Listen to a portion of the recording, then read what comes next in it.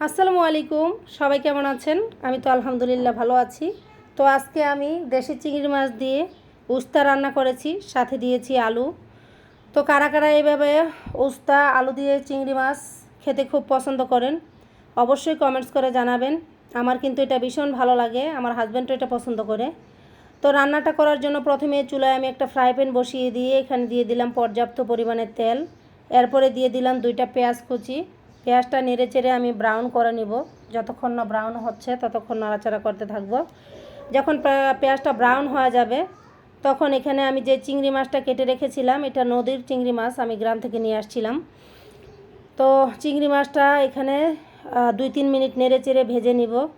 চিংড়ি মাছটা যখন ভাজা হয়ে যাবে এখানে আমি একটা টমেটো দিয়েছি তরকারির জলটা গাঢ় করার জন্য। টমেটোটা দিয়েও 1-2 মিনিট একটু নেড়ে চেড়ে টমেটোটা নরম করে নিব। যখন টমেটোটা নরম হয়ে যাবে এখানে আমি গুঁড়া মশলা অ্যাড করব। এখানে আমি দিয়ে দিলাম হলুদের গুঁড়া, মরিচের গুঁড়া, ধনিয়ার গুঁড়া, জিরার গুঁড়া আর স্বাদ মতো লবণ। কিন্তু সব কিছুই কম কম দিতে হবে, অল্প পরিমাণে। জিরার গুঁড়াটা একদম অল্প পরিমাণ দিতে হবে। তো এগুলি দিয়ে নেড়ে চেড়ে আমি একটু পানি দিয়ে ভালো করে মশলাটা বলক উঠিয়ে নিব কয়েকটা। এখানে পানিটা এমন পরিমাণে দিতে হবে যেন উস্তা আর আলু দুইটাই সেদ্ধ হয়ে যায়। তা পানিটা দেওয়ার পরে আমি ঢাকনাতে দিয়ে ডেকে দিব এটাতে কয়েকটা বলক আসা পর্যন্ত। তো আমি ঢাকনাটা এখন উঠিয়ে 3-4টা কাঁচামরিচ চিড়ে দিয়ে দিলাম। তো এখন ঢাকনাটা উঠিয়ে নিলাম। দেখতেই পাচ্ছেন এখানে বলক চলে আসছে, কয়েকটা বলকই আসছে। আমি অফ ক্যামেরায় আরও আগে উঠিয়ে নেড়ে চেড়ে দিয়েছিলাম। তো এটা যখন কয়েকটা বলক চলে আসবে তখন এখানে আমি দিয়ে দিব কেটে রাখা আলুটা আগে দিতে হবে। আলুটা যেহেতু একটু শক্ত, বেশি সিদ্ধ হতে একটু সময় নেবে। আলুটা দিয়ে একটু নেড়ে চেড়ে আমি ফ্রাই প্যানের ঢাকনা দিয়ে জাস্ট 2 মিনিট আলুটা সিদ্ধ করে নিব। তো ঢাকনাটা উঠিয়ে নিচ্ছি। এটাতে বলক আসছে আর 2 মিনিট সিদ্ধ হয়ে গেছে। আলুটা এখন 40% মতো সিদ্ধ হয়ে গেছে। এখন আমি এখানে দিয়ে দিচ্ছি কেটে রাখা দেশীয় উস্তা।